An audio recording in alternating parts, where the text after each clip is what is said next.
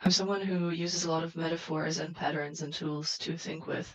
And one I apply in all sorts of areas from teaching to cooking to organization and design is the concept of layers and layering. So layering means considering what is the minimum of something, what do I add on top, what do I add on top for different versions or needs, what can I combine on top. A lot of our built environments, especially those reserved for consumerism, come only in one universal design, which is all possible layers are added and turn up to maximum thickness, kind of. The same is true for our digital built environments.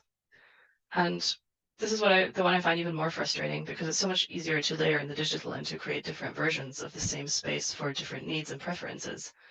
It is, for instance, much more, just as an example, much more low effort to build in a toggle and upload opportunities for a music track, where you can then toggle the music on or off, than to convince a store owner or a franchise to turn off their music for everyone.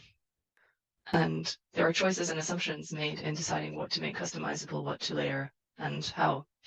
So we could have digital spaces that prioritize neurodivergent needs, but we don't even have digital spaces that give a shit about general mental health more broadly. Like we don't even have that. Uh, there's so much more opportunity to create layers online and have entire spaces that are parallel or together but apart, that are happening at the same time in the same space but are layered differently for different people. You know, you add speed and music, I add subtitles. You add multiple content streams and algorithmic feed. I only want to see my mom's posts and pictures of cabins. You go to a conference in person or join a Zoom room with video and voice. I want to stay in the chat, and I'm glad when a conference happens on Discord. It's all about the layers and what we prioritize and what we see as optional in this layering process and why.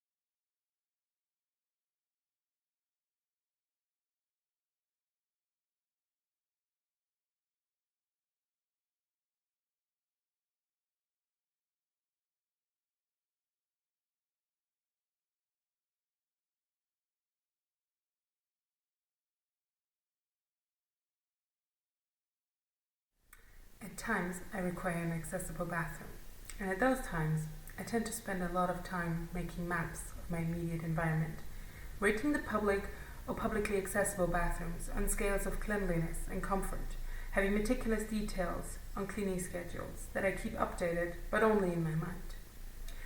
I will at some point know what kind of toilet paper is used, whether the water is warm, and just how much care goes into it.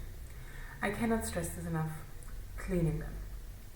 I have specific access needs that are not necessarily tied in what is classically defined as an accessible bathroom, and at those times where I need them, my access needs are not immediately visible to the outside. Access means different things to different people. Hence, my vision of a Criptopia here is simultaneously incredibly simple and unimaginably complex. A broad and well-maintained physical infrastructure of accessible bathrooms accompanied by an equally well-maintained information infrastructure, allowing me to not having to maintain a mental map of the state of different bathrooms around me at all times. An information infrastructure that understands that accessible can mean different things at different times to different people. That implements a flexible and fluid concept of how access needs change and develop over time. Living in such a Criptopia could give me the ease of mind of not having to schedule the bathroom breaks of my outings down to the last detail, including having to figure out when to eat or drink what. As I said, incredibly simple, but unimaginably complex.